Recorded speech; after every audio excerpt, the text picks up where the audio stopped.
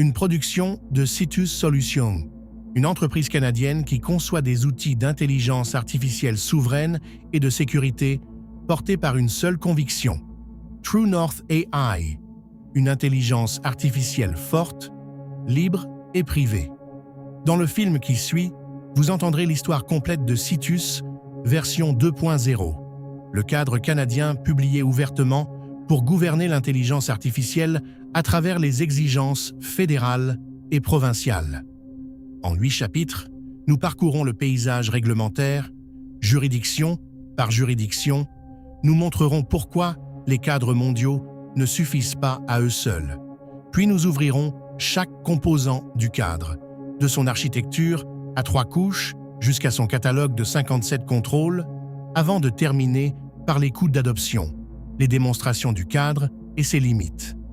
Et une promesse avant de commencer: tout ce que vous entendrez est traçable. Chaque chiffre de ce film s'appuie sur une loi, une conclusion d'un organisme de réglementation, un jugement des tribunaux ou l'article publié du cadre lui-même. Installez-vous. Voici Citus. Selon le décompte du Conseil du Trésor lui-même, plus de 300 systèmes décisionnels automatisés fonctionnent en ce moment au sein du gouvernement fédéral canadien. Ils aident à approuver des prestations, à trier des demandes de visa et à analyser les données de millions de Canadiens. Chacun répond à une mosaïque de règles différentes selon l'endroit où il fonctionne et les personnes qu'il touche. Et en janvier 2025, la seule loi censée tout unifier est morte au feuilleton. Voici l'histoire du cadre qu'une entreprise canadienne a bâti pour que personne n'ait à attendre cette loi. Citus Solutions est une entreprise canadienne fondée sur une seule conviction: True North AI, une intelligence artificielle forte, libre et privée. Nous concevons des outils d'intelligence artificielle souveraine et de sécurité pour les organisations canadiennes, pensés pour que vos données et celles de vos clients ne quittent jamais votre contrôle. Mais bâtir une intelligence artificielle privée et digne de confiance au Canada nous ramenait toujours à la même lacune. Il n'existait aucun guide unifié pour déployer l'intelligence artificielle légalement à travers les règles fédérales et provinciales du pays. Alors, en juin 2025, nous avons commencé à en écrire un, et nous n'avons cessé de le réécrire à mesure que le droit évoluait. Nous l'avons appelé Citus. Pourquoi une entreprise de produits écrit-elle un cadre de gouvernance? Parce qu'il le fallait. Citus construit des systèmes d'intelligence artificielle qui vivent au cœur d'organisations canadiennes réelles. Et chaque déploiement commençait par les 3 mêmes questions. Quelles règles s'appliquent à nous? Quelles évaluations devons-nous produire? Et que se passe-t-il quand Ottawa, l'Ontario et le Québec donnent des réponses différentes? En juin 2025, nous avons cessé de répondre à ces questions un client à la fois, pour y répondre une seule fois systématiquement. La version 1.0 du catalogue de contrôle Citus traduisait 127 exigences réglementaires en 31 contrôles. Puis le paysage a bougé, alors le cadre a bougé avec lui. 6 versions en 13 mois, chacune suivant les nouvelles lois, les nouvelles menaces et les nouveaux jugements. Et parce qu'un cadre de gouvernance ne gagne la confiance qu'au grand jour, la version 2.0 est publiée en pré-impression, que chacun peut lire, adopter et contester. Ce qui suit est une visite guidée du problème et de chaque composant que nous avons bâti pour le résoudre. Voici le problème. Le Canada n'a pas de loi cadre sur l'intelligence artificielle. Le projet de loi C-27, qui portait la loi sur l'intelligence artificielle et les données, est mort quand le Parlement a été prorogé. Et en juin 2026, le gouvernement fédéral l'a confirmé, il n'y aura pas de successeur. À la place, des instruments ciblés. La stratégie AI for All, et le projet de loi C-36, une refonte de la protection des renseignements personnels avec des sanctions pouvant atteindre 10 millions de dollars ou 3% du chiffre d'affaires mondial. Pendant ce temps, chaque province a pris son propre chemin.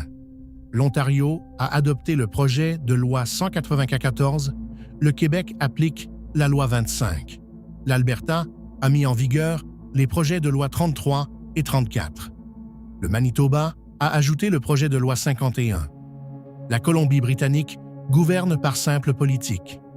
Une organisation active à l'échelle nationale fait donc face à 5 régimes réglementaires distincts. Mener des évaluations séparées, juridiction par juridiction, prend de 12 à 16 semaines et produit de 3 à 5 ensembles de documents déconnectés. Commençons au palier fédéral. Depuis avril 2019, la directive sur la prise de décision automatisée du Conseil du Trésor oblige environ 400 institutions fédérales à réaliser une évaluation de l'incidence algorithmique avant de mettre en production tout système décisionnel automatisé. L'évaluation pose 48 questions réparties en 7 catégories, de la conception de l'algorithme et l'utilisation des données jusqu'à la transparence et l'équité, et classe chaque système dans l'un de 4 niveaux d'incidence. Le niveau 1, à faible incidence, exige des avis de transparence, la journalisation des décisions et un mécanisme de recours. Le niveau 2 ajoute la formation, la surveillance, l'assurance qualité et des explications significatives. Le niveau 3, à incidence élevée, exige un examen par des pairs qualifiés, des tests de biais, des pistes de vérification et une supervision humaine. Le niveau 4 ajoute une vérification indépendante, une déclaration publique d'incidence algorithmique et une surveillance continue. Au total, la directive se traduit par des dizaines d'exigences distinctes dans 7 domaines fonctionnels. Notre analyse a d'ailleurs révélé une distinction utile. 23 de ces questions déterminent réellement le niveau d'incidence, tandis que 25 orientent les mesures d'atténuation. Et une échéance a rendu tout cela urgent. Les systèmes conçus ou acquis avant le 24 juin 2025 devaient se conformer au plus tard le 24 juin 2026. Pour comprendre pourquoi le Canada n'a pas de loi sur l'intelligence artificielle, suivez un seul projet de loi. En juin 2022, le gouvernement dépose le projet de loi C-27 et, à l'intérieur, la loi sur l'intelligence artificielle et les données, la réponse du Canada à l'Union européenne. Elle aurait classé les systèmes selon le risque et obligé les entreprises à évaluer et à atténuer les préjudices. Puis, en janvier 2025, le Parlement est prorogé et le projet de loi meurt au feuilleton. Pendant 17 mois, tout le monde s'est demandé s'il reviendrait. En juin 2026, la réponse est arrivée. Non. La stratégie nationale AI for All a confirmé que le gouvernement fédéral réglementera plutôt par des instruments ciblés. La pièce maîtresse est le projet de loi C-36, la loi sur la protection de la vie privée et des données des consommateurs. Il définit les systèmes décisionnels automatisés dans la loi, crée des obligations de divulgation et d'explication pour les décisions à effet juridique ou d'importance semblable, et arme le commissariat à la protection de la vie privée de sanctions pouvant atteindre 10 millions de dollars ou 3% du chiffre d'affaires mondial. Et un mois plus tôt, 4 autorités de protection de la vie privée avaient déjà rendu les premières conclusions du Canada sur les données d'entraînement de l'intelligence artificielle générative contre OpenAI. L'Ontario a bougé la première parmi les provinces. Le projet de loi 194, la loi de 2024 visant à renforcer la cybersécurité et la confiance dans le secteur public a reçu la sanction royale en novembre 2024. Pour l'intelligence artificielle du secteur public, il exige 3 choses: publier de l'information réellement accessible au public, mener une véritable gestion des risques et adopter des cadres de responsabilisation écrits qui précisent qui gouverne, qui supervise et comment le rendement est rapporté. Depuis janvier 2026, les offres d'emploi doivent aussi divulguer lorsque l'intelligence artificielle trie les candidatures. Mais voici la particularité ontarienne. Les articles propres à l'intelligence artificielle sont adoptés, mais attendent toujours leur règlement. Les 2 premiers règlements de la province, en vigueur le 1er juillet 2026, portent sur la cybersécurité et les technologies touchant les enfants, pas sur l'intelligence artificielle. Entre-temps, le commissaire à l'information et à la protection de la vie privée et la Commission des droits de la personne ont publié des principes conjoints pour une intelligence artificielle responsable. Et en mai, la vérification spéciale de la vérificatrice générale a montré pourquoi l'attente compte. Environ 3% du personnel avait terminé la formation sur l'intelligence artificielle responsable. Des outils étaient utilisés sans encadrement de sécurité et les tests de biais n'étaient pas représentatifs. La posture prudente, celle que SCITUS adopte, traitait les obligations ontariennes comme réelles dès aujourd'hui. La loi 25 du Québec régit les décisions automatisées fondées sur des renseignements personnels depuis septembre 2023 et, contrairement aux régimes à palier d'incidence, elle s'applique à chacun de ces systèmes dans le secteur privé, si faible que paraisse son incidence. Elle accorde 5 droits concrets. 1. Un avis clair lorsque des renseignements personnels sont recueillis en vue d'une prise de décision automatisée. 2. Un avis lorsqu'une décision à votre sujet est effectivement rendue par un procédé automatisé. 3. Sur demande, les renseignements utilisés et les facteurs qui ont mené à la décision. 4. Le droit de demander qu'une personne réexamine la décision. 5. L'exactitude, avec des mécanismes de correction, et les organisations doivent aussi réaliser des évaluations des facteurs relatifs à la vie privée. Une précision juridique importe ici, et le cadre y veille. L'exigence d'exactitude de la loi 25 concerne la qualité des données, des renseignements personnels à jour, complets et non périmés. Ce n'est pas une exigence de rendement du modèle, comme la précision ou le rappel. Confondre les deux mène les organisations à bâtir les mauvais contrôles. L'Alberta a reconstruit son régime de protection de la vie privée du secteur public avec les projets de loi 33 et 34, le Protection of Privacy Act et l'Access to Information Act, en vigueur depuis le 11 juin 2025 avec leur règlement. Pour les systèmes automatisés, les obligations sont concrètes. Les personnes doivent être avisées lorsque leurs renseignements personnels peuvent servir à des systèmes automatisés pour prendre des décisions, formuler des recommandations ou faire des prédictions. Ces renseignements doivent respecter des normes d'exactitude. Les atteintes touchant des systèmes d'intelligence artificielle déclenchent des procédures de notification. Les droits d'accès permettent aux gens de comprendre comment leurs renseignements sont traités. Et les organismes publics qui traitent des données sensibles ou en grand volume doivent adopter des politiques internes sur l'IA.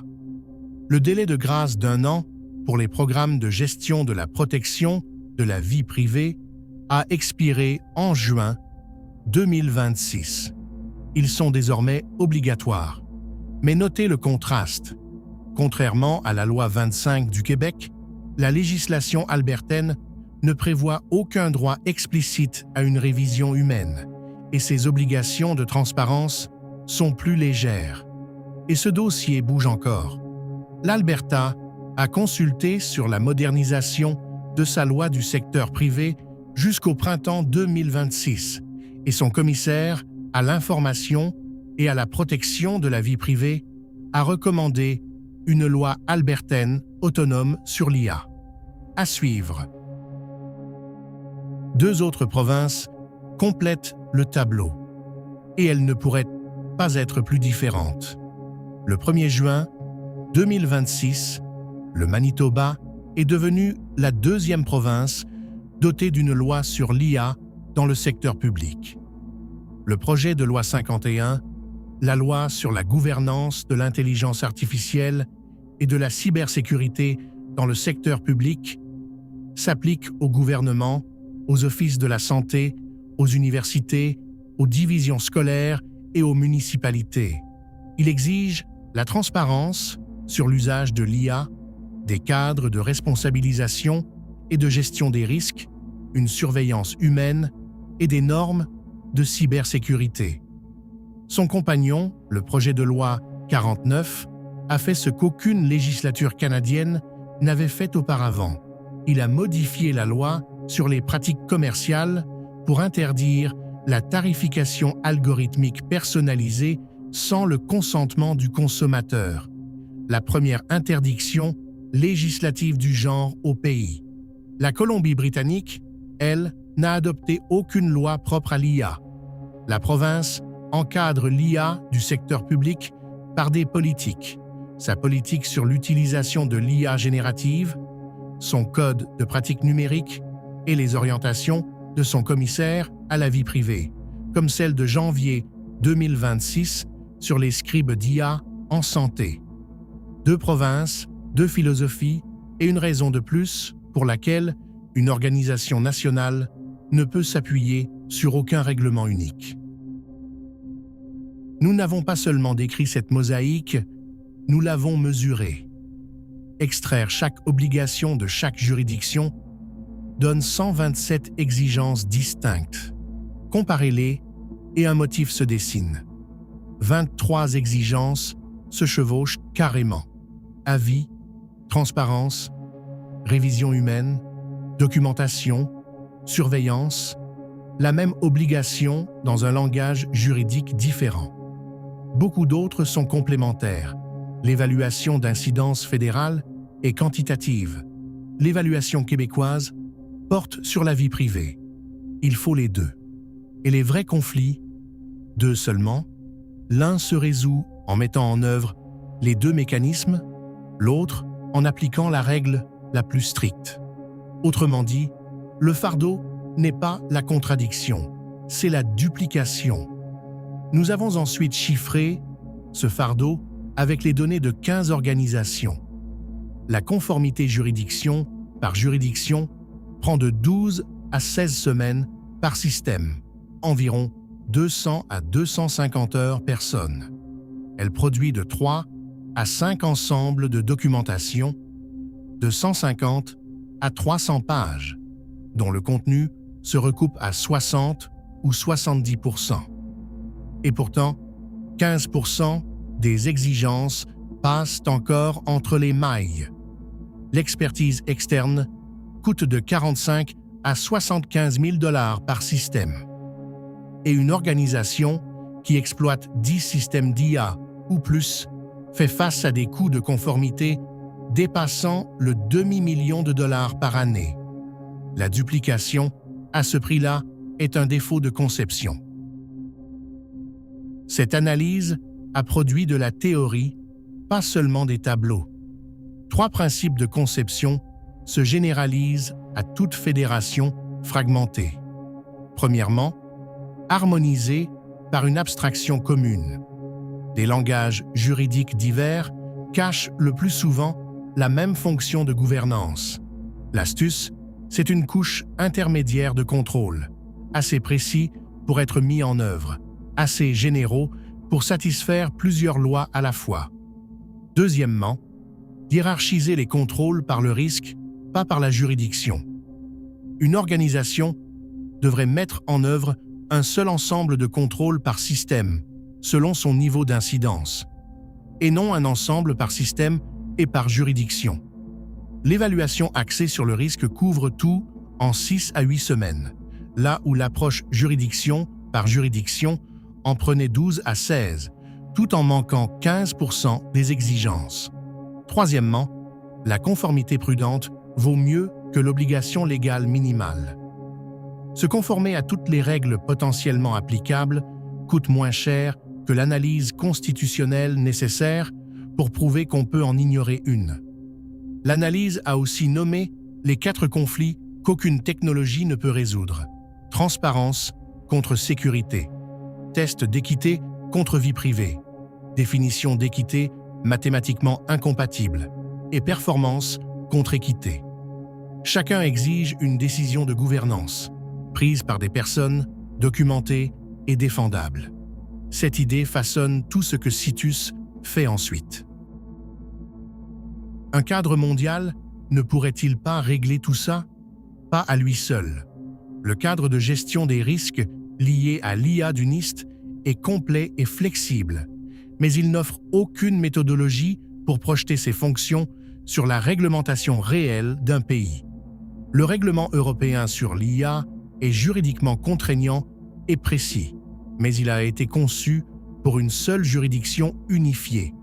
Rien à voir avec le partage fédéral-provincial du Canada. Et son propre échéancier a encore bougé en juin 2026, quand l'omnibus numérique a reporté les obligations à haut risque à décembre 2027. Les normes ISO 42001 et 23894 sont vérifiables, mais génériques. Les principes de l'OCDE sont un consensus sans mode d'emploi. L'écart de recherche est réel. Aucune méthode systématique n'existait pour adapter un cadre mondial à un pays fragmenté et multijuridictionnel. C'est exactement dans cet écart que vit Citus. CITUS, Systematic Canadian Integration for Trustworthy and Unified Standards, l'intégration canadienne systématique pour des normes fiables et unifiées. Il prend le cadre de gestion des risques liés à l'IA du NIST, un cadre volontaire issu d'un consensus façonné par plus de 100 organisations contributrices et l'adapte systématiquement aux exigences fédérales et provinciales du Canada simultanément. Il apporte 4 contributions. 1. Une méthodologie de cartographie de la conformité multijuridictionnelle. 2. Une adaptation canadienne enrichie des 7 caractéristiques de confiance et des 4 fonctions centrales du NIST. 3. Des directives de mise en œuvre graduées selon le risque, alignées sur les niveaux fédéraux d'évaluation de l'incidence. Et 4. Une applicabilité démontrée au gouvernement, à la santé et au secteur privé. Un seul cadre, une seule évaluation, toutes les juridictions. Avant d'écrire un seul contrôle, Citus s'est engagé envers 6 principes de conception, et chaque décision ultérieure y remonte. 1. La fondation NIST. Adopter les 4 fonctions centrales et les 7 caractéristiques de confiance telles quelles pour que l'alignement international soit intégré d'emblée. 2. L'intégration réglementaire. Enchasser les exigences fédérales et provinciales canadiennes directement dans la structure du cadre et non dans une surcouche de conformité que les équipes oublient de consulter. 3. La couverture multijuridictionnelle. Répondre aux obligations fédérales et provinciales simultanément par des contrôles unifiés et une documentation unifiée en éliminant les évaluations redondantes. 4. La mise en œuvre fondée sur le risque. S'aligner sur le cadre d'incidence à 4 niveaux du Conseil du Trésor pour que l'effort suive les conséquences et que les systèmes à faible risque ne soient pas écrasés par la paperasse des systèmes à haut risque. 5. L'applicabilité pratique. livrer des directives concrètes, des gabarits et des outils plutôt que des principes abstraits, pour que les organisations appliquent le cadre sans une armée d'experts externes. Et 6. L'adaptabilité à l'épreuve du temps. Concevoir la structure pour absorber les nouvelles lois provinciales, les instruments fédéraux et les mises à jour des normes, sans refonte fondamentale. 6 principes. Une seule discipline. Rendre la conformité systématique plutôt qu'héroïque. Citus est bâti en 3 couches. La couche 1, c'est le cœur NIST. 4 fonctions, 7 caractéristiques de confiance. Une approche axée sur les résultats et graduée selon le risque. Elle vous garde compatible avec les normes internationales, les certifications et vos partenaires. La couche 2, c'est l'intégration réglementaire canadienne, la directive du Conseil du Trésor et son évaluation de l'incidence algorithmique, plus les exigences de l'Ontario, du Québec, de l'Alberta et du Manitoba enchâssées directement dans la structure du cadre plutôt que greffées, après coup, comme une surcouche de conformité. La couche 3, c'est le guide de mise en œuvre, des guides sectoriels, des protocoles d'évaluation, des gabarits, des listes de vérification et des feuilles de route par phase. Les exigences descendent à travers les couches. Les preuves remontent. Ce flux bidirectionnel, c'est ce qui transforme la conformité. D'une arrière-pensée, elle devient de l'architecture. Au cœur de la couche 1 se trouvent les 7 caractéristiques d'une IA digne de confiance, du NIST, et SCITUS donne à chacune des dents canadiennes. Valide et fiable, ajoute les tests d'efficacité du Conseil du Trésor et les obligations d'exactitude du Québec pour les renseignements personnels. Sûr ajoute une capacité d'intervention humaine pour les décisions à forte incidence et le signalement des incidents. Sécurisée et résiliente, absorbe les exigences de cybersécurité de l'Ontario, les lois de notification des atteintes et les orientations du Centre pour la cybersécurité. Responsable et transparente, porte les avis de transparence, les cadres de responsabilisation et les obligations de divulgation d'une juridiction à l'autre. Explicable et interprétable, rend opérationnel le droit québécois de connaître les facteurs derrière une décision automatisée, en langage clair. Respectueuse de la vie privée, relie la LPRPDE, la loi 25, les règles albertaines et les évaluations des facteurs relatifs à la vie privée. Et équitable, avec gestion des biais préjudiciables, s'ancre dans la charte, les lois sur les droits de la personne et la consultation des communautés autochtones. Prenons les 2 premières caractéristiques. Valide et fiable signifie que le système fonctionne de façon constante, comme prévu, dans tout son domaine opérationnel. Dans SCITUS, cette promesse reçoit une force exécutoire canadienne. Les essais d'efficacité du Conseil du Trésor avant le déploiement, à tous les niveaux d'incidence, les obligations d'exactitude du Québec et de l'Alberta pour les renseignements personnels et une validation continue avec rapport trimestriel pour les systèmes de niveau 3 et de niveau 4. La validation s'ajuste au risque. Des essais fonctionnels de base au niveau 1, un étalonnage du rendement au niveau 2, une validation statistique au niveau 3, une surveillance continue au niveau 4. Les équipes documentent des seuils d'acceptation quantifiés, surveillent la dérive du modèle, la dérive des données et la dérive conceptuelle, et évaluent l'exactitude selon les groupes démographiques, pour qu'un système qui fonctionne en moyenne ne soit pas en train d'échouer, en silence, pour une communauté en particulier.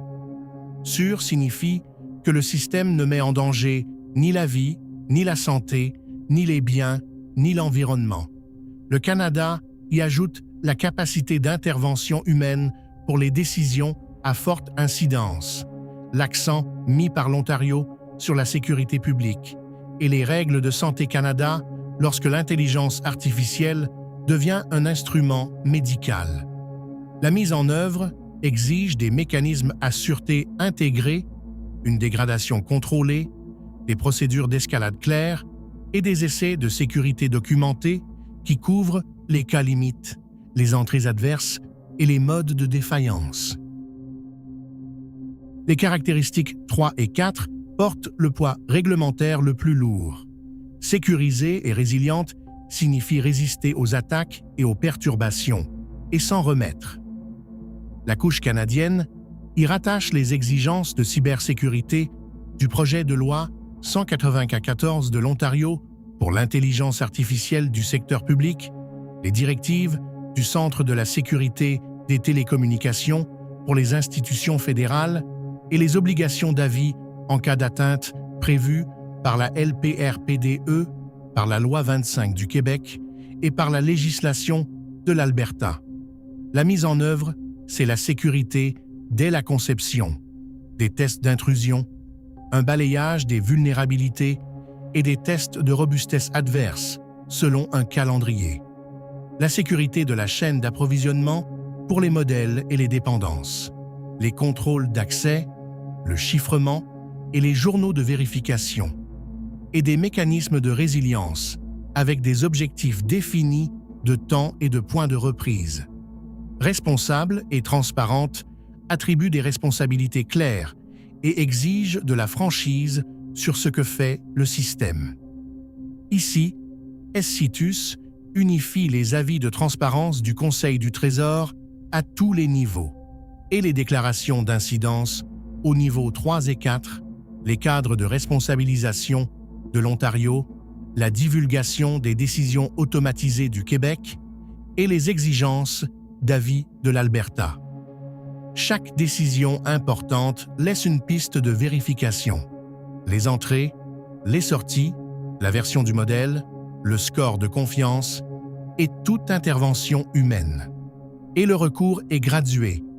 Un processus de plainte au niveau 1, une procédure de révision au niveau 2 et un examen humain obligatoire, avec un véritable pouvoir d'infirmer la décision au niveau 3 et 4. La cinquième caractéristique, explicable et interprétable, répond à une question faussement simple. Les personnes visées peuvent-elles comprendre pourquoi? La directive fédérale exige une capacité d'explication pour les décisions administratives à partir du niveau 2. La Loi 25 du Québec donne à chacun le droit de connaître les facteurs derrière une décision automatisée. CITUS gradue l'obligation. Une explication de base au niveau 1, détaillée au niveau 2 et 3, en temps réel au niveau 4 et toujours en langage clair, parce qu'une explication que seul un scientifique des données peut lire n'est pas une explication. Pour les systèmes à forte incidence, les explications sont générées automatiquement plutôt que sur demande, et les interfaces servent 3 auditoires, les réviseurs techniques, les personnes visées et les organes de surveillance. La 6e caractéristique, respectueuse de la vie privée, protège les renseignements personnels sur tout le cycle de vie des données. La couche canadienne y rattache la LPRPDE pour le secteur privé, la Loi 25 pour les décisions automatisées, les règles de l'Alberta et les évaluations des facteurs relatifs à la vie privée pour les systèmes fédéraux et québécois. La mise en œuvre, c'est la minimisation des données, l'anonymisation et la pseudonymisation, la confidentialité différentielle lorsqu'elle convient, une gestion du consentement que les gens peuvent réellement exercer, une architecture protégée par défaut, la limitation des finalités et des contrôles sur les transferts transfrontaliers. Comprendre et protéger, 2 obligations, une seule posture de conception. La 7e caractéristique mérite son propre chapitre, parce qu'au Canada, l'équité n'est pas qu'une mesure, c'est un engagement constitutionnel. Équitable avec gestion des biais préjudiciables signifie traiter les personnes et les groupes équitablement et repérer puis atténuer de façon proactive la discrimination préjudiciable. Les ancrages sont la Charte canadienne des droits et libertés, les lois fédérales et provinciales sur les droits de la personne, les exigences d'évaluation des biais de la directive fédérale au niveau 3 et 4 et une obligation que bien des cadres oublient, la consultation des communautés autochtones lorsque des systèmes touchent les peuples autochtones. La mise en œuvre commence par une analyse des biais selon les caractéristiques protégées, la race, le genre, l'âge, le handicap, et se poursuit sur tout le cycle de vie.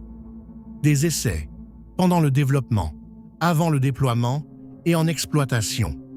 Les équipes choisissent leurs mesures d'équité délibérément, la parité démographique, les odes égalisées, l'équité individuelle ou des solutions propres au domaine, et elles fixent des seuils explicites. La surveillance suit les résultats selon les groupes. L'analyse intersectionnelle examine les combinaisons de caractéristiques parce que le préjudice se cache souvent là où les catégories se recoupent. Les communautés visées, en particulier les groupes marginalisés, participent à l'évaluation elle-même.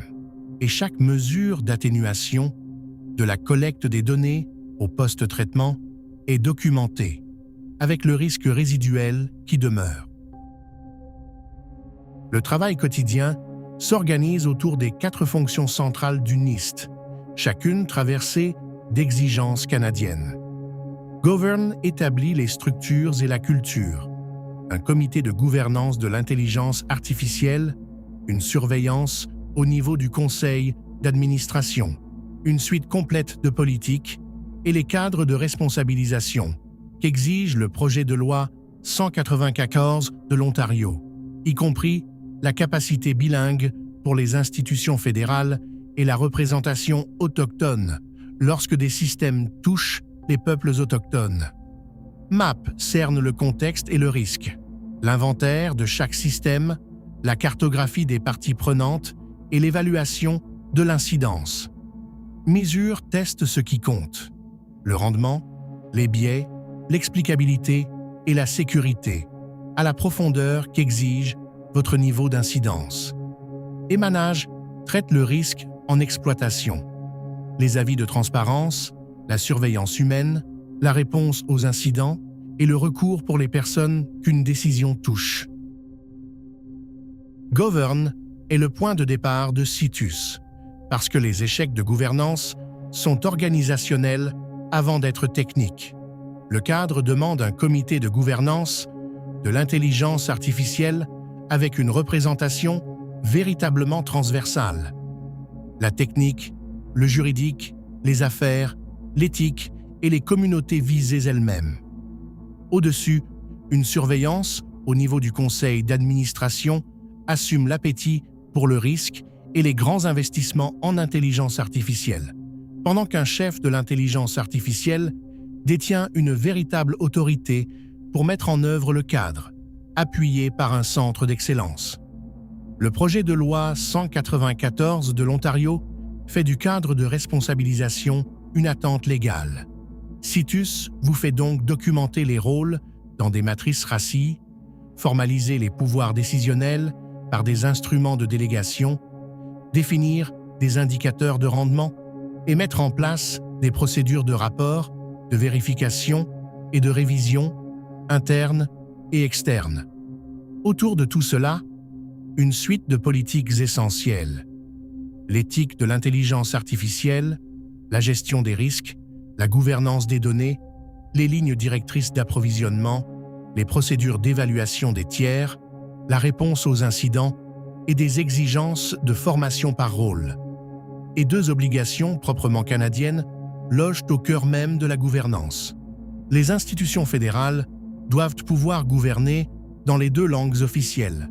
Et lorsqu'un système touche les peuples autochtones, la représentation autochtone a sa place à l'intérieur de l'organe de gouvernance, pas à l'extérieur. MAP, c'est ainsi qu'une organisation apprend ce qu'elle exploite réellement. Tout commence par l'inventaire des systèmes d'intelligence artificielle. Chaque système, qu'il soit en production, en développement ou simplement planifié, reçoit un identifiant unique, une finalité et une architecture documentée, des flux de données cartographiés et un profil de risque pour qu'aucun système n'échappe à la gouvernance.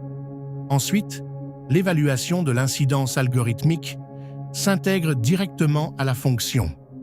48 questions couvrant les détails du projet, la conception de l'algorithme, l'utilisation des données, les résultats, la transparence et l'équité produisent le niveau d'incidence qui calibre chaque contrôle en aval, réévalué au moins une fois par année.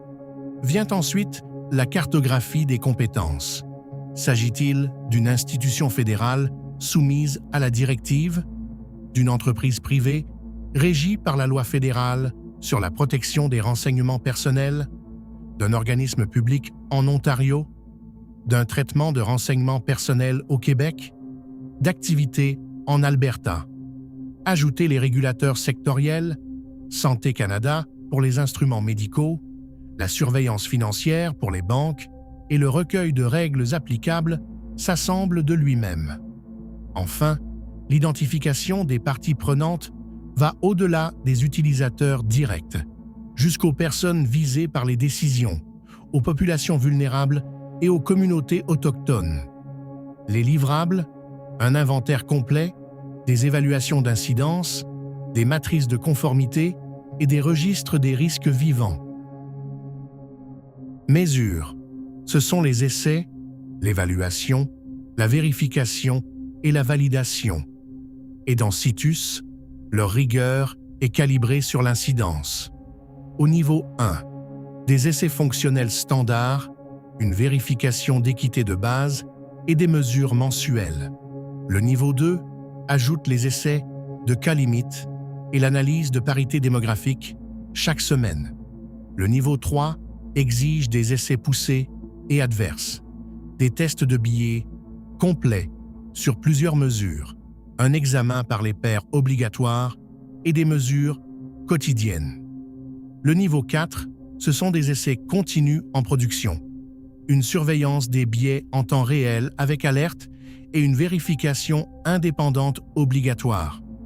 Les mesures elles-mêmes couvrent 5 catégories: l'exactitude, la précision, le rappel, le score F1, l'équité, la parité démographique, les odes égalisées, l'effet disparate, la robustesse contre les entrées adverses et hors distribution, l'efficience, le temps d'inférence et le coût, et la conformité elle-même, suivie comme un indicateur de rendement.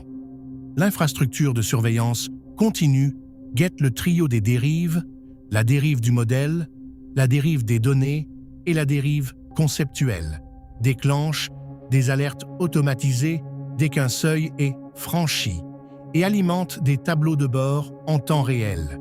Puis, les résultats rayonnent vers l'extérieur à la canadienne. Les organismes publics de l'Ontario rendent des comptes publiquement.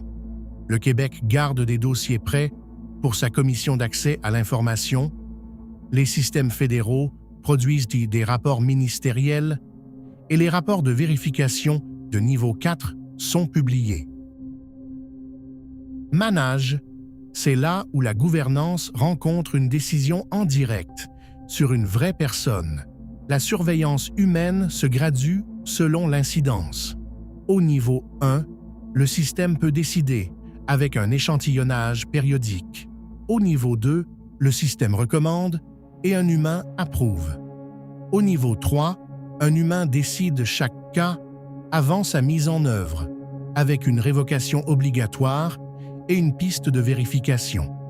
Au niveau 4, un humain décide avec le système en appui, entouré de couches de révision multiples et d'une surveillance indépendante. Le recours est conçu, pas seulement promis. La loi 25 du Québec exige un canal clair pour demander une révision, un réviseur humain ayant le pouvoir d'infirmer la décision et une explication des facteurs sur demande. Citus opérationnalise cela avec des délais de réponse de 30 jours ou de 5 jours en cas d'urgence. Les règles fédérales ajoutent la révision administrative, les mécanismes d'appel et des voies de service sans intelligence artificielle. La transparence est cartographiée, compétence par compétence, de la vie publique, de l'usage, de l'intelligence artificielle, partout, jusqu'à la déclaration publique d'incidence algorithmique du niveau 4. Et la réponse aux incidents boucle la boucle.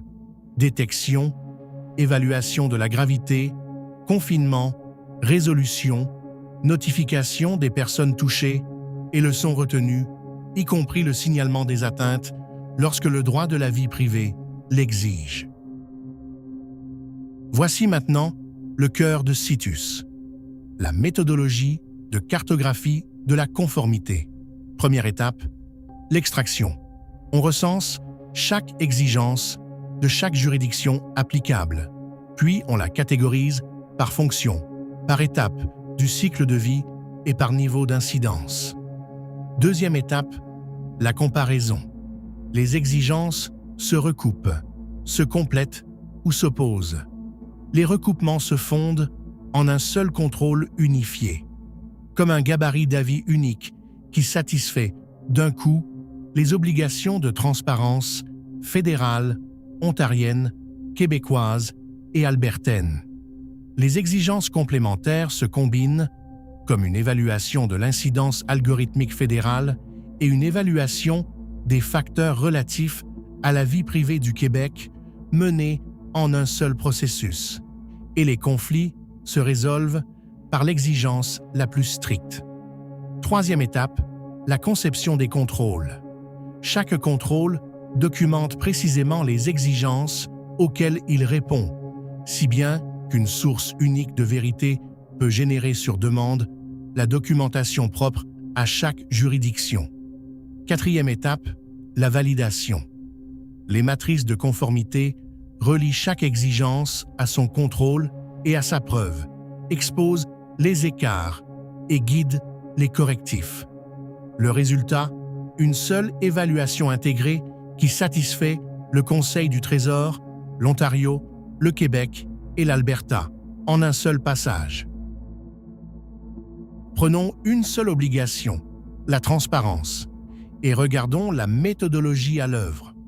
La directive fédérale exige un avis public de transparence avant le déploiement, à chaque niveau d'incidence. Le projet de loi 194 de l'Ontario attend de l'information publique sur les systèmes d'IA gouvernementaux. Une inscription au registre tenu à jour, trimestre après trimestre.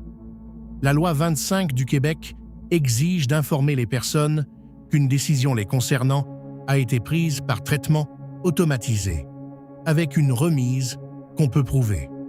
La législation de l'Alberta exige un avis lorsque des renseignements personnels sont recueillis pour un traitement automatisé, intégré à l'avis de confidentialité lui-même. 4 juridictions, 4 textes de loi, une seule idée de fond.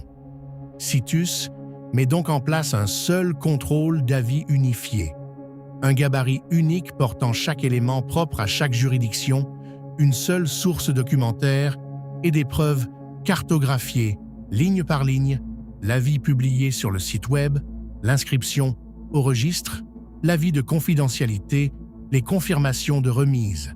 Quand un organisme de réglementation le demande, la vue propre à sa juridiction est générée à partir de la même source de vérité.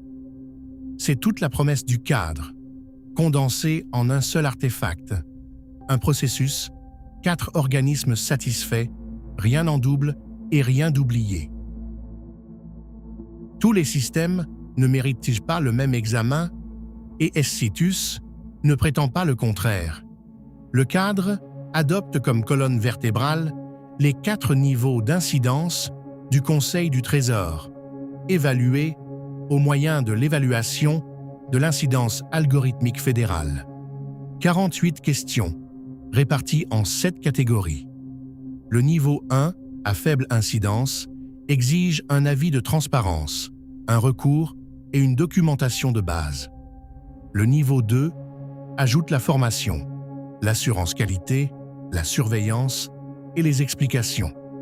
Le niveau 3, à incidence élevée, apporte l'examen par les pairs, les tests de biais, la documentation détaillée et les pistes de vérification. Le niveau 4, à très haute incidence, commande une vérification indépendante, une déclaration publique d'incidence algorithmique, une surveillance continue et une révision humaine obligatoire. Et voici le multiplicateur. Les exigences provinciales sont cartographiées d'avance sur chaque palier. Dès que vous connaissez votre niveau, vous connaissez vos obligations, dans chaque juridiction où vous exercez.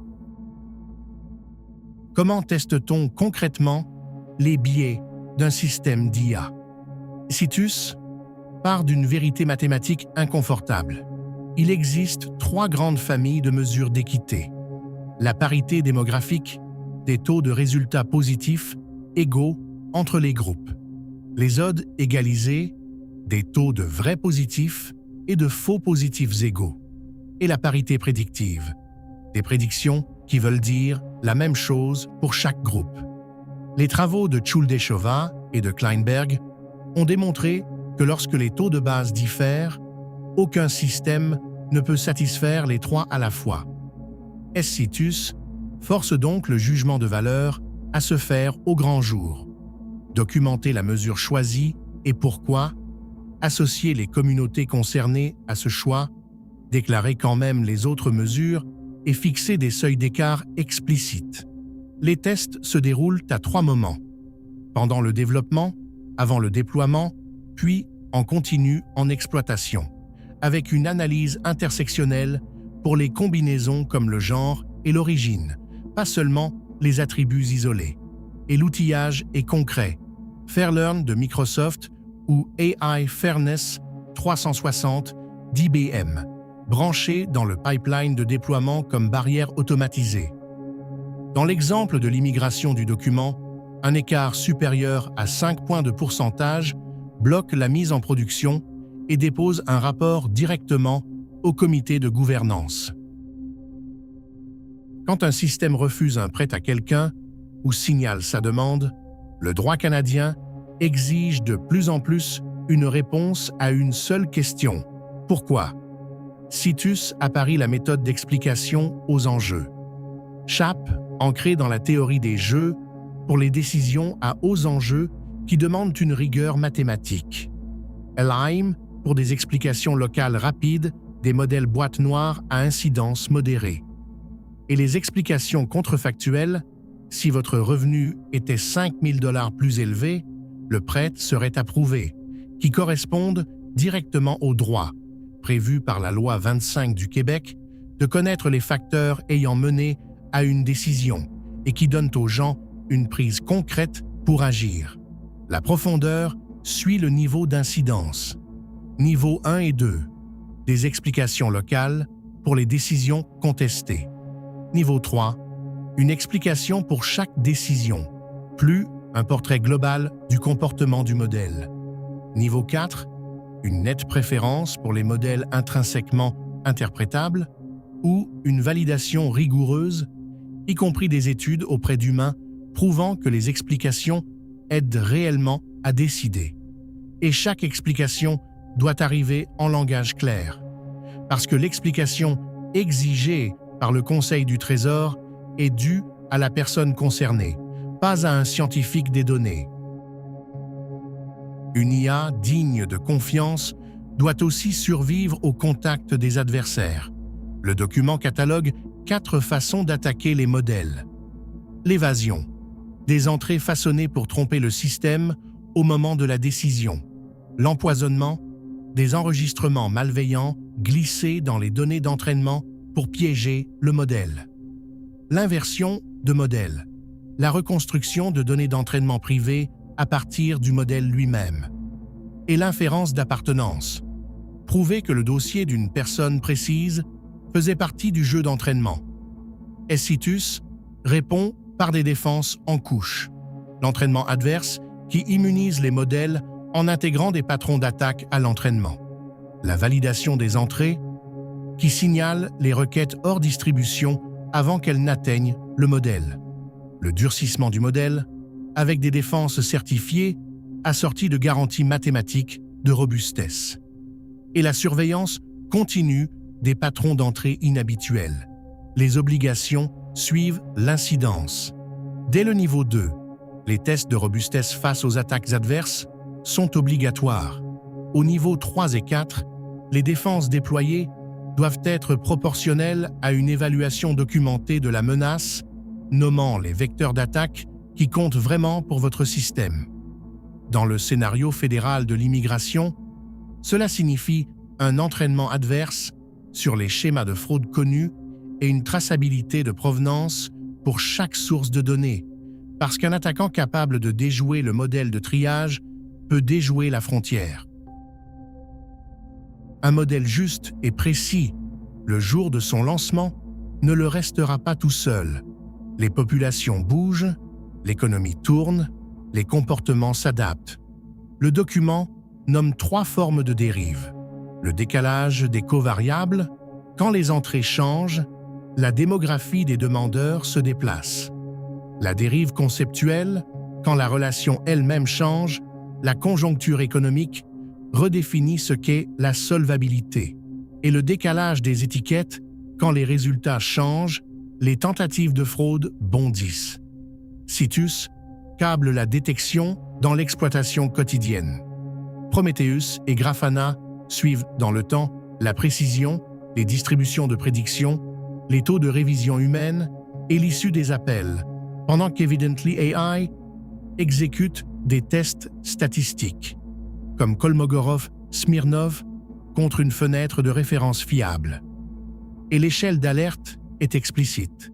Si la précision recule de plus de 3%, on avise le responsable du système. Plus de 5%, on remonte au comité de gouvernance.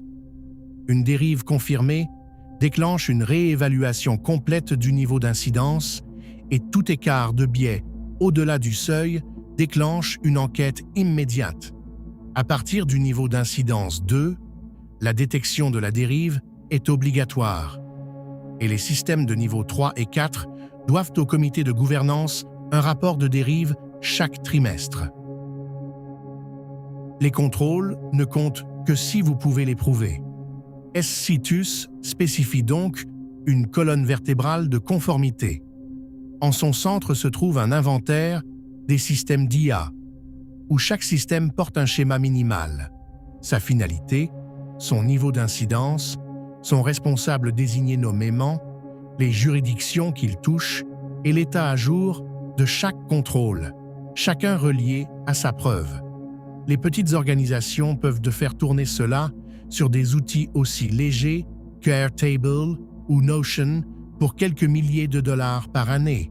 Les grandes sur des plateformes de gouvernance comme OneTrust ou ServiceNow. Autour de cet inventaire, l'architecture de référence empile 4 couches.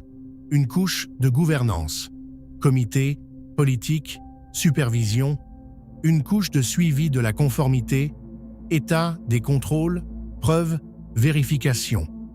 La couche de déploiement elle-même, où les pipelines d'entraînement traversent les tests de biais et l'explicabilité vers un registre de modèles, puis vers le service d'inférence en production, et une couche d'observabilité qui surveille la performance, la dérive, les biais et les indicateurs de conformité. Les connexions sont l'essentiel. Les tests de biais conditionnent chaque promotion de modèle. Les modèles à forte incidence exigent l'approbation de la gouvernance avant la mise en production. Les alertes de surveillance déclenchent une revue de gouvernance et chaque approbation, alerte et vérification se déposent comme preuve au même endroit. La plupart des organisations ne construisent pas leur IA, elles l'achètent. C'est pourquoi Citus traite l'approvisionnement lui-même comme un contrôle de gouvernance. Son gabarit fournisseur inscrit 4 exigences directement dans l'appel d'offres. Montrez-nous votre gouvernance. des responsables désignés, une politique d'éthique, des voies d'escalade. Montrez-nous votre travail sur le risque, une évaluation d'incidence complétée, votre méthodologie de test de biais et ses résultats, et vos limites et modes de défaillance connus.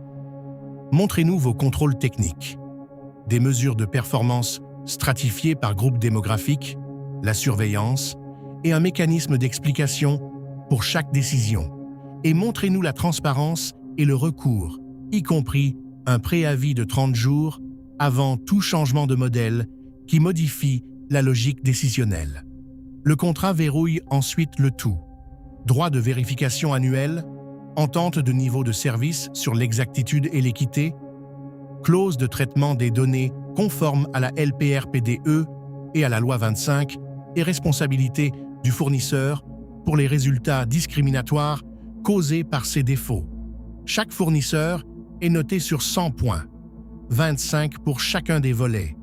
Maturité de gouvernance, transparence technique, documentation de conformité et feuille de route. Pour les systèmes à haut risque, 75 est le plancher. La pile de conformité en code source libre derrière tout cela coûte environ 5 000 $ par année en frais de plateforme.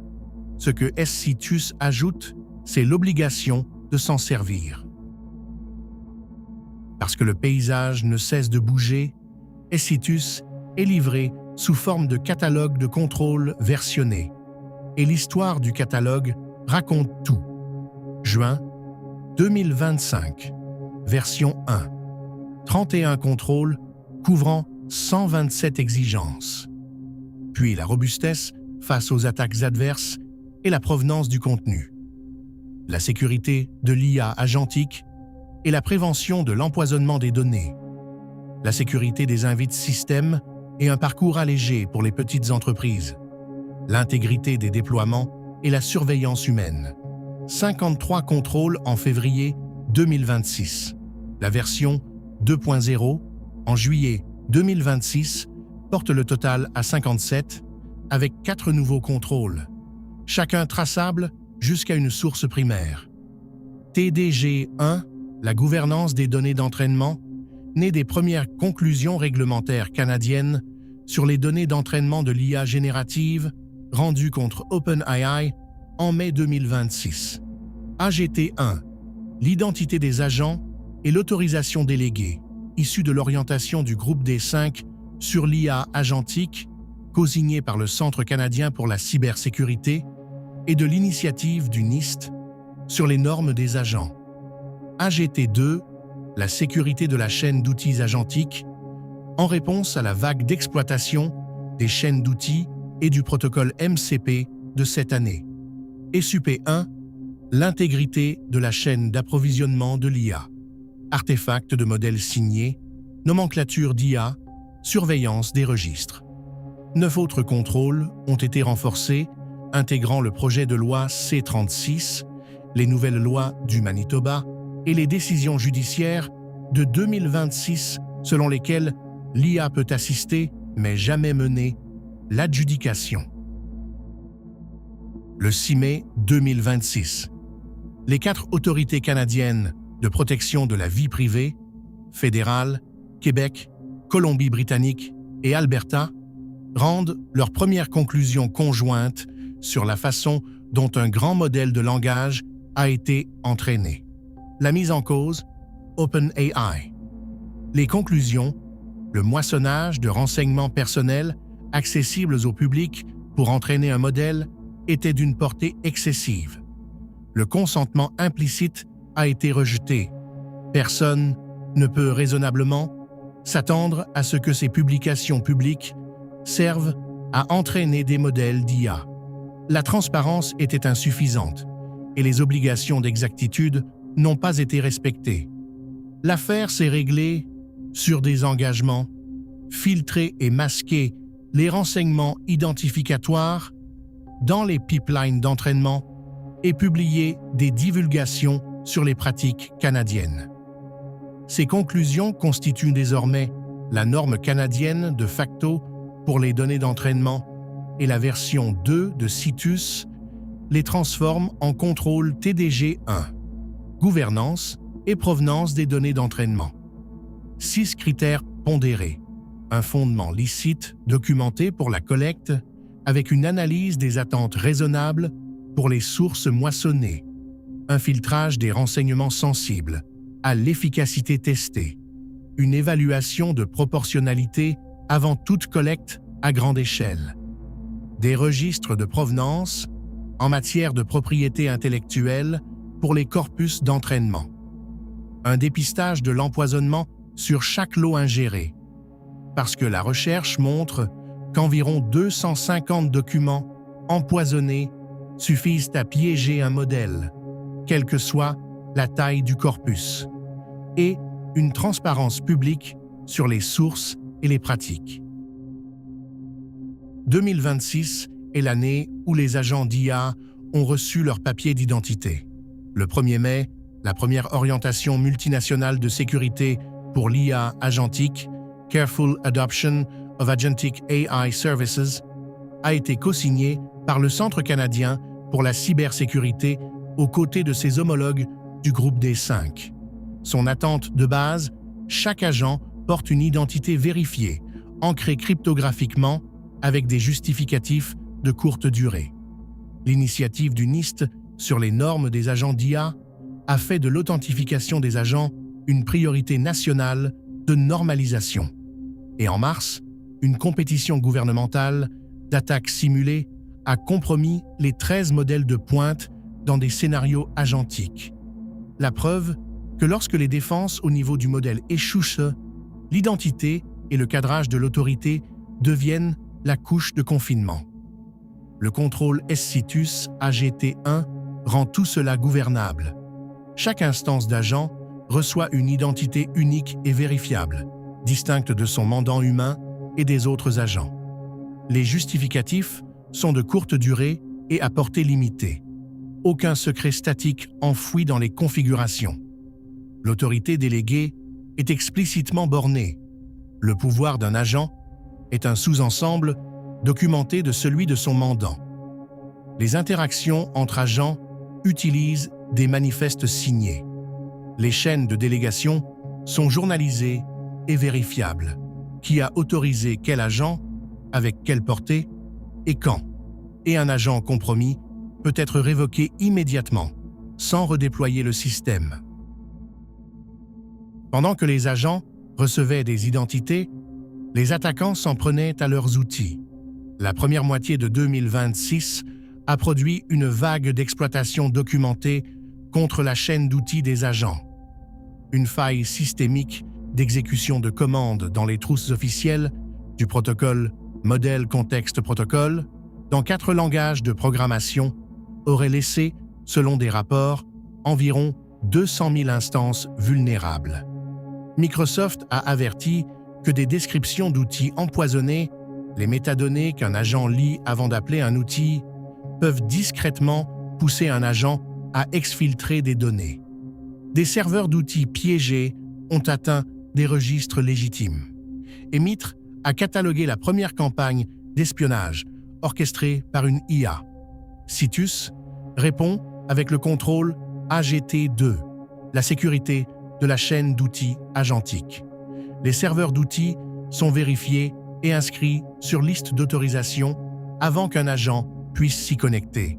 Les serveurs communautaires non vérifiés sont bloqués par défaut. Les descriptions d'outils font l'objet de contrôles d'intégrité et sont traités comme des entrées non fiables. Les agents s'exécutent dans des bacs à sable à privilèges minimaux avec un cadrage du système de fichiers, du réseau et des justificatifs. L'environnement d'exécution des agents est lui-même inventorié et mis à jour comme un logiciel critique pour la sécurité. L'interruption humaine, le bouton d'arrêt, est imposé à la couche d'orchestration et non laissée à la bonne volonté du modèle et elle est testée périodiquement. Et la surveillance guette le détournement de vos propres locataires d'IA en infrastructure d'attaque pour autrui.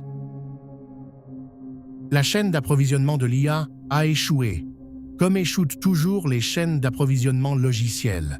mais avec un rayon d'impact bien plus grand.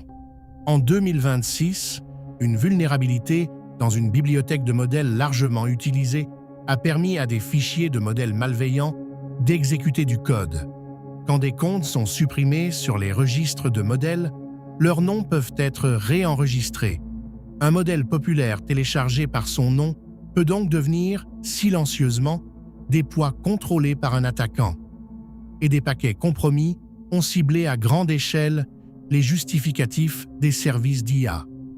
Le contrôle SITUS SUPE1, l'intégrité de la chaîne d'approvisionnement de l'IA, ferme ses portes pour les systèmes à incidence modérée ou supérieure. Les artefacts de modèles sont épinglés par empreintes cryptographiques ou signatures vérifiées. Le téléchargement par nom ou par étiquette LATEST est interdit en production. Une nomenclature d'IA tient un inventaire à jour de chaque modèle, jeu de données et bibliothèque d'IA avec version et source. Les espaces de noms de registre dont vous dépendez sont surveillés contre la suppression, le transfert ou le détournement. Les dépendances propres à l'IA reçoivent une gestion des vulnérabilités avec des délais de correction définis. Les justificatifs de service sont analysés, renouvelés et cadrés. Et les poids téléchargés voient leur provenance vérifiée et sont analysés contre le code embarqué avant d'atteindre la production. La version 2.0 retourne aussi dans le catalogue existant. 9 contrôles renforcés, chaque changement traçable jusqu'à un développement de 2026. La sécurité des invites système passe de risques émergents à exploitation active, documentée, avec surveillance des fuites et inventaire de chaque canal par lequel du contenu tiers atteint le modèle. La détection de l'empoisonnement abandonne ces hypothèses en pourcentage. Environ 250 échantillons suffisent à piéger un modèle, presque quelle que soit l'échelle. La cartographie réglementaire gagne un registre des instruments en attente, un calendrier de conformité, un module pour le Manitoba et un préarrimage au projet de loi C-36. La sécurité des agents intègre les catégories de risque du groupe des 5 et l'autonomie progressive. La provenance du contenu vise la filière ISO des attestations de contenu et l'échéance de transparence européenne du 2 août. Les tests adverses rendent obligatoires les attaques simulées agentiques. La gouvernance des fournisseurs exige désormais des cadres de sécurité publiés et des évaluations par des tiers. Le rapport international reversionne toute sa cartographie et la surveillance humaine a reçu une colonne vertébrale juridique. En avril, la Cour supérieure du Québec a annulé une sentence arbitrale bâtie sur des citations inventées par une IA. La Cour fédérale a radié du dossier des citations hallucinées. Les tribunaux canadiens ont parlé. L'IA peut assister, elle ne peut jamais mener l'adjudication. Citus exige donc que la décision humaine soit démontrable et non simplement affirmée. L'adoption de Citus suit 4 phases sur environ 18 mois. Phase 1, la fondation, former le comité de gouvernance, inventorier chaque système d'IA, cartographier vos parties prenantes et mener une analyse des écarts réglementaires. Phase 2, l'évaluation des risques.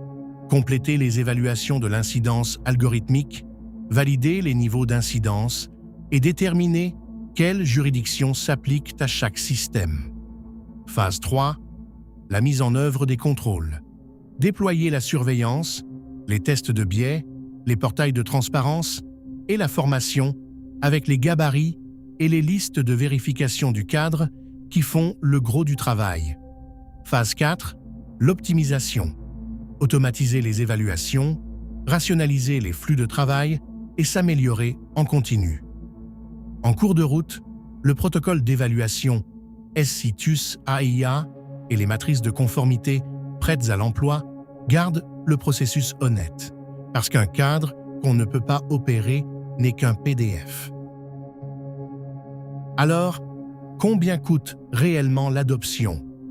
L'article est d'une candeur inhabituelle. Les personnes d'abord. Une petite organisation exploitant de 1 à 5 systèmes d'IA devrait prévoir de 2 à 3 équivalents temps plein la première année, puis environ 1,5 en continu. Une organisation moyenne de 6 à 20 systèmes en a besoin de 4 à 6. Une grande, 21 systèmes ou plus, de 8 à 12. La technologie ensuite, de 30 à 80 000 $ la première année pour une petite organisation, jusqu'à un demi-million pour une grande, et une bonne part de ces coûts est évitable, parce que l'outillage recommandé est libre. Fairlearn, Chap, Prometheus, Grafana, Evidently, l'effort enfin de 600 à 1500 heures pour les 12 premiers mois, puis de 3 à 600 heures par année pour maintenir le tout. Face à tout cela, pesez le revers.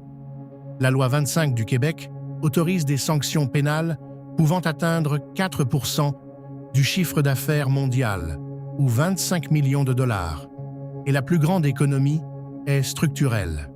Une seule mise en œuvre unifiée, au lieu de 3 à 5 mises en œuvre redondantes, propres à chaque juridiction. Est-ce que ça tient la route en pratique? L'article parcourt 3 scénarios illustratifs.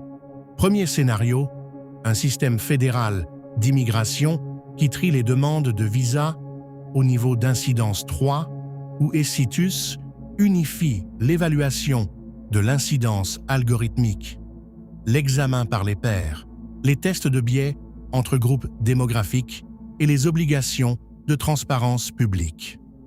Deuxième scénario, un hôpital ontarien qui déploie une IA de dépistage en radiologie, où la reddition de comptes du projet de loi 194, les attentes de Santé Canada pour les instruments médicaux et la sécurité des patients convergent en une seule évaluation au lieu de 3.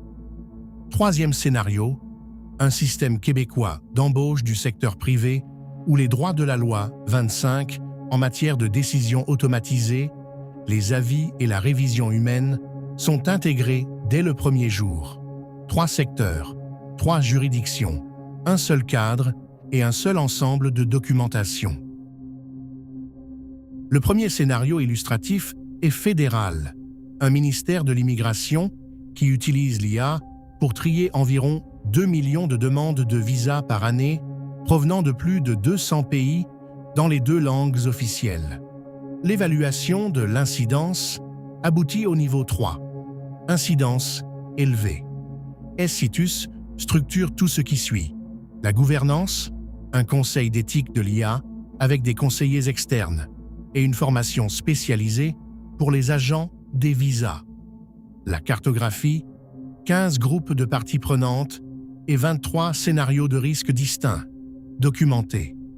La mesure des tests de biais sur 8 dimensions démographiques où tout écart au-delà de 5 points de pourcentage déclenche une enquête. La gestion. Le système ne fait que recommander. Un agent humain prend chaque décision finale et des rapports de transparence trimestriels sont rendus publics. Le scénario montre aussi comment Essitus navigue de vraies tensions. Transparence contre sécurité frontalière, résolue par une divulgation à palier.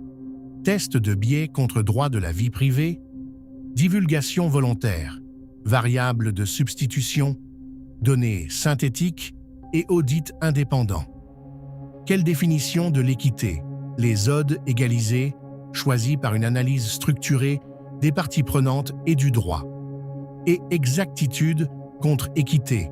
Le comité de gouvernance a accepté une exactitude de 91,7% au lieu de 94,2%, parce que le modèle plus exact portait un écart démographique de 8,3%. Des choix difficiles, faits avec transparence, avec autorité et consignés au dossier. Le deuxième scénario illustratif passe à la santé provinciale. Un grand hôpital universitaire de Toronto, un demi-million d'examens d'imagerie par année qui déploie une IA signalant les constats urgents dans les radiographies, les tomodensitogrammes et les IRM. Ici, les compétences s'empilent vite. Le projet de loi 194 de l'Ontario, parce qu'un hôpital est une entité du secteur public.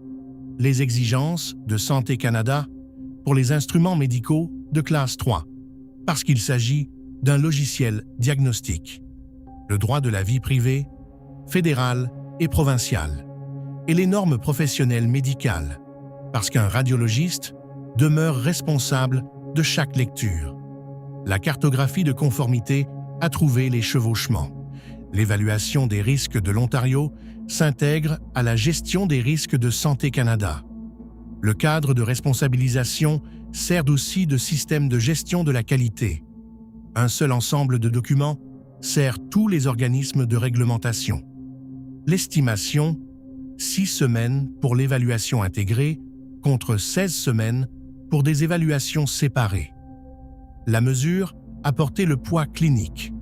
Validation rétrospective sur 50 000 examens historiques, validation prospective sur 10 000 nouveaux, performance stratifiée par âge, sexe, ethnicité et type de maladie, contre un seuil de sécurité au-delà de 99,5% de sensibilité pour les constats critiques, et un comité de surveillance clinique de l'IA, radiologistes, médecins et représentants des patients répond du comportement du système en production. Le troisième scénario illustratif est privé et québécois. Une entreprise technologique de Montréal, 250 employés, qui filtre environ 10 000 candidatures par mois avec l'IA. La loi 25 du Québec s'applique à toute décision automatisée qui utilise des renseignements personnels, peu importe le niveau d'incidence. Alors Citus commence par la protection de la vie privée dès la conception. Minimisation des données, n'analyser que l'information pertinente au poste et exclure les caractéristiques protégées. Pseudonymisation, l'identité du candidat séparée du contenu du CV pendant le filtrage. Gestion du consentement, conservation limitée à 2 ans et stricte limitation des finalités. Puis, les droits précis de la loi 25, mise en œuvre un à un avis de collecte avant de postuler, un avis de décision après le filtrage automatisé, le droit, sur demande, aux facteurs considérés, concordance des compétences, pertinence de l'expérience, adéquation de la formation, et un vrai canal d'examen humain, accusé de réception en 2 jours ouvrables, décision d'un recruteur humain en 5. Le travail d'équité avance en parallèle. Une sélection de variables conscientes des biais qui écartent les noms, les adresses et les écoles associés à des groupes démographiques, des audits d'équité trimestrielle et des seuils de filtrage ajustés pour maintenir la parité démographique à l'intérieur de 10%. Une seule évaluation intégrée a satisfait la loi 25, la loi fédérale sur la vie privée et le cadre lui-même, 4 semaines, au lieu d'une estimation de 10. Rendu ici, vous vous demandez peut-être, comparé à quoi? L'article pèse Citus contre les 3 stratégies que les organisations emploient réellement. Stratégie 1. La conformité juridiction par juridiction. Des évaluations séparées pour chaque régime. Des efforts redondants, une documentation incohérente, des coûts plus élevés et des trous là où la couverture s'arrête. L'alignement international se perd généralement en chemin. Stratégie 2. La conformité minimale. Satisfaire seulement la règle la plus stricte, en espérant qu'elle couvre le reste.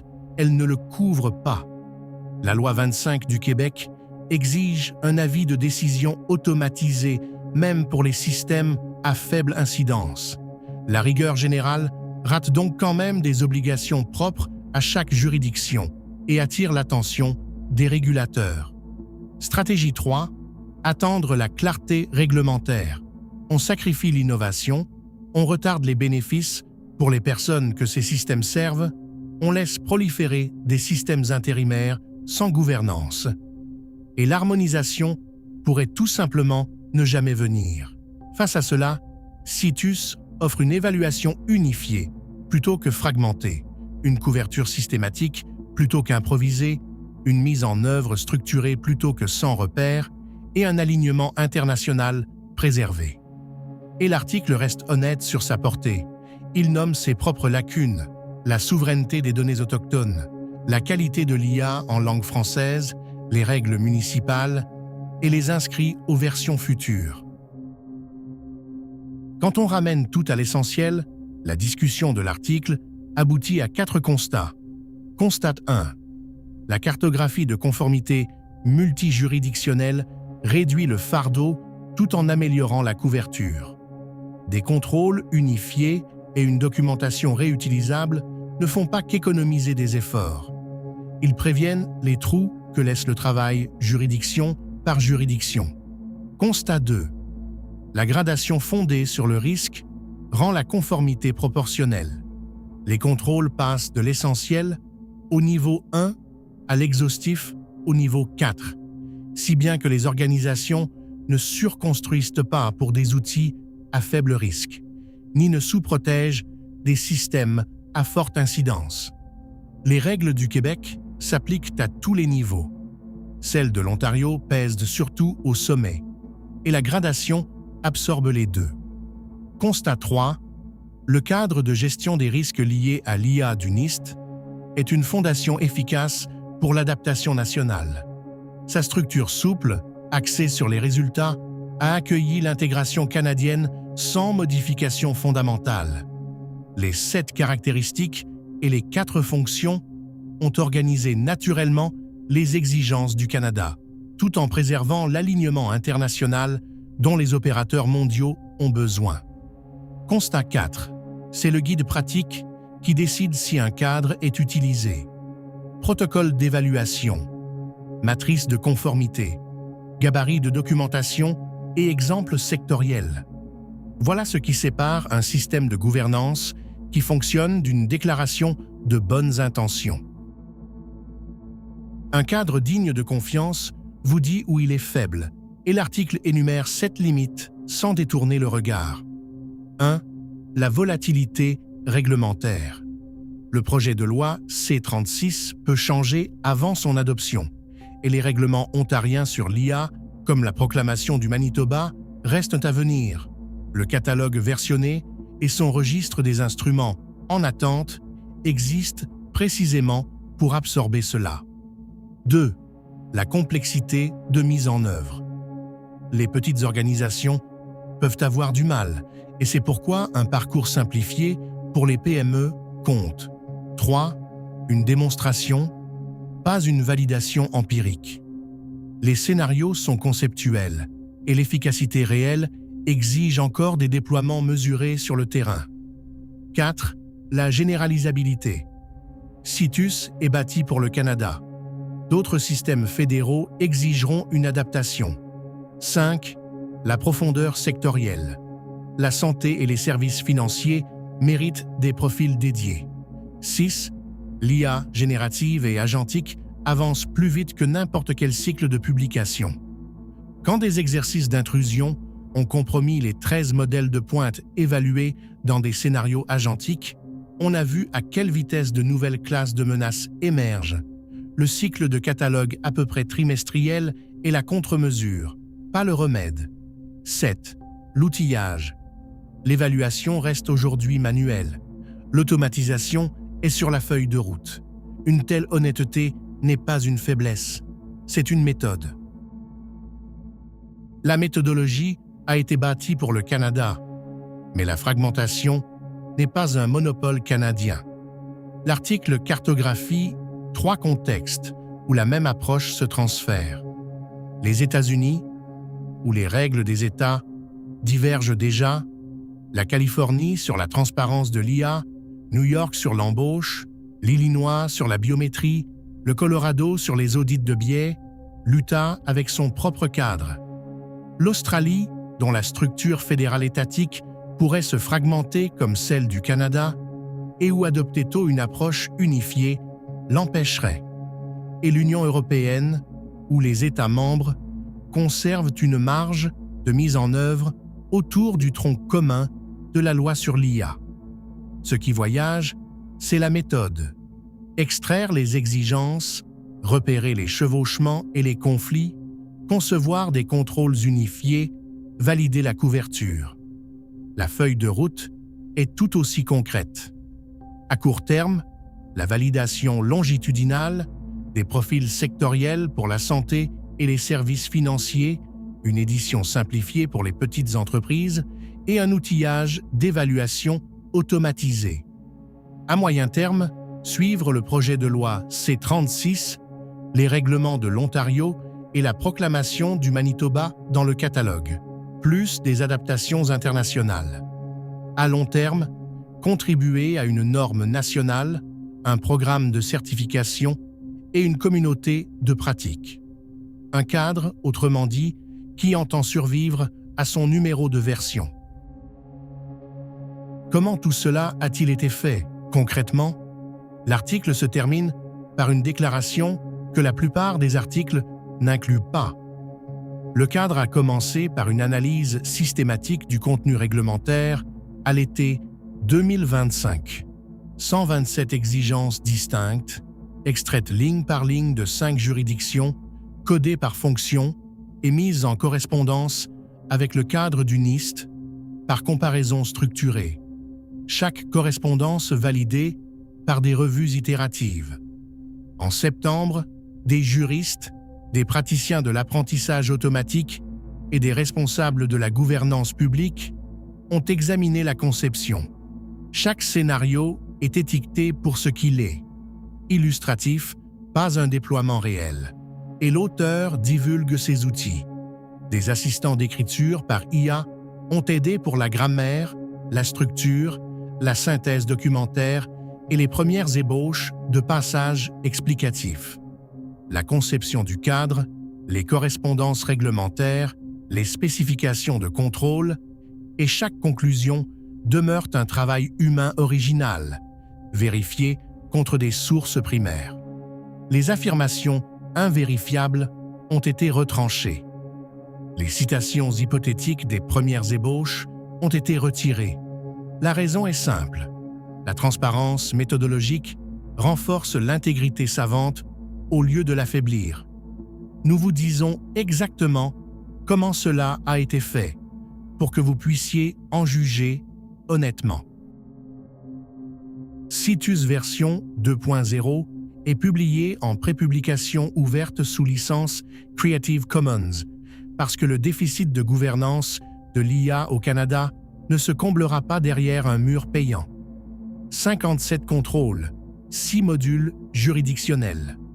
Chaque exigence traçable jusqu'à sa source et un modèle réplicable pour tout système fédéral confronté à la même fragmentation. Lisez l'article, adoptez le cadre, mettez-le à l'épreuve et aidez-le à grandir. Citus, par Citus Solutions, True North AI. Strong, free and private.